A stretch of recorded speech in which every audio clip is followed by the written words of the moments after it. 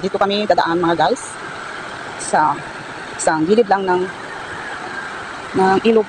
Pero ilog na malaki naman ito guys. Dito ako dadaan. Dito guys, napakalaking ilog guys. Tabi-tabi po. Diyan kami dumaan kanina guys. Nagpapagpang. Hello guys. Malalaking mga bahay dito guys. Dito ako ngayon guys sa malaking ilog guys. At may mga bahay pa dito. Ito guys ang bahay ng kapatid ng asawa ko guys. Yung bahay na luma na guys sa aking biyanan. Yun doon. Yan.